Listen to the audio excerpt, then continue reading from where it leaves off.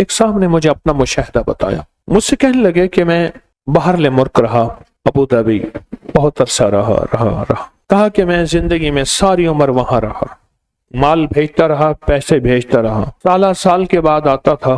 آخر کار میں نے کہا اب وہاں جا کے وقت گزاروں اپنے مقام پہ. میں پھر اپنے وطن میں آ گیا. کچھ ہی عرصے کے بعد مجھے پتا چلا کہ میرے پاس تو کچھ بھی نہیں ہے. جو کچھ تھا وہ سب لوگ کھا گئے, اور اگر جائیداد بنائی تو انہوں نے اپنے نام بنائی, میرے پاس کچھ بھی نہیں. مجھے جب یہ غم لگا تو شوگر ہو گئی اچانک, اور پھر بلڈ پریشر ہو گیا, نیند چلی گئی, ذہنی سکون ختم ہو گیا, ذہنی طور پہ پریشانیاں, حالات ختم, اور ناکامیاں اور مسائل میرے پاس آ گئے.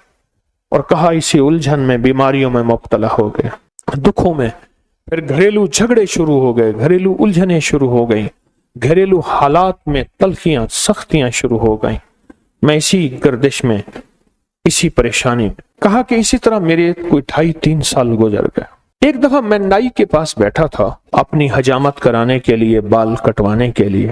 میں بیٹھا ہوا پریشان بیٹھا تھا, تو ایک صاحب میرے پاس آئے, پرانے جاننے والے. اس وقت جب میں ملک میں تھا, جوان تھا, وہ بھی جوان تھا. مجھے دیکھا تو ملا, بڑا خوش ہوا. کہاں آئے, اتنا عرصہ کے بعد ملاقات ہوئی, اور اتنے عرصے کے بعد آپ کو دیکھا. کیا حال ہو گیا ہے, اتنی جلدی بوڑھے ہو گئے ہو. دیکھ میں تیرا ہم عمر ہوں, میں تو جوان ہوں, اتنے بوڑھے تو نہیں ہیں. اس طرح کے حالات. تو کہا میں نے اسے سارے حالات سنا کہ میرے حالات یہ ہو گئے اور میری پریشانیاں. سنتے سنتے کہنے لگا ادھر آ, میرا بازو پکڑ لیا, میرے قریب آ کے بیٹھ. قریب بیٹھ گیا. کہا تجھے ایک وظیفہ دیتا ہوں, اگر مسائل کا حل چاہتا ہے, مشکلات کا حل چاہتا ہے, اور چاہتا ہے وہ چیز جو تو نے ساری عمر چاہی تھی تجھے مل جائے.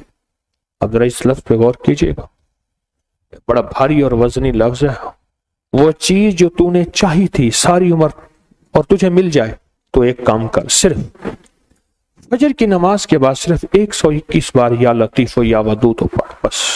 اور کہا خوب گڑ گڑا کے, بھکاری بن کے پڑھ فجر کی نماز کے بعد. اور کہا کہ عصر کی نماز کے بعد صرف 21 بار پڑھ. فجر کے بعد 121 بار, اور عصر کے بعد صرف 21 بار پڑھ.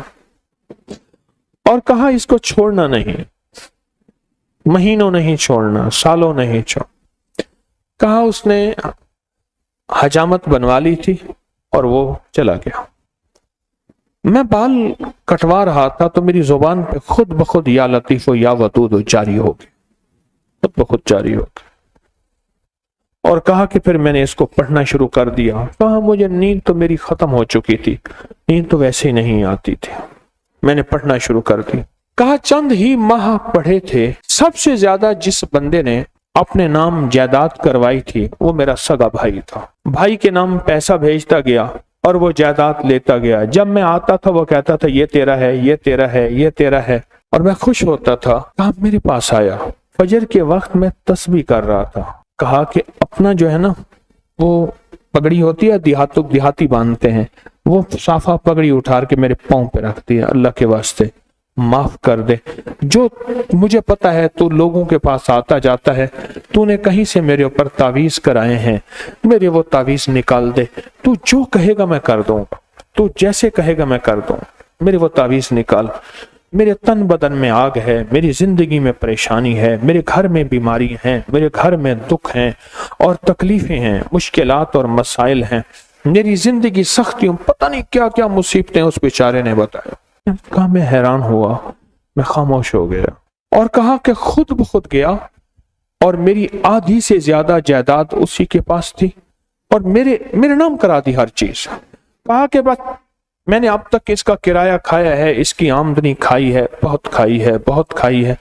پچھلی معاف کر, تیرے نام کرانے میں جو پیسہ لگے گا وہ بھی میں دوں گا, بس تو قبول کر اپنی نعمت, اپنی چیز, میرے لیے وہ تعویذ نکال. اور کہا کہ میں نے وہ مجھے دے دی اس نے. میں تسبیح پڑھتا رہا, اور تسبیح پڑھتا پڑھتا ایک دفعہ پھر آ گیا کہ میرے ساتھ بیٹھا اور کہنے لگا مجھے سکون مل گیا ہے, تیری مہربانی ہے, تو نے تعویذ نکال دیے ہیں, اب میری زندگی میں راحت ہے اور میری زندگی میں چین. اور کہا مجھے اس تسبیح کا ایسا یقین ہوا کہ بس پھر میں نے کہا اب تو میں نے چھوڑنی نہیں.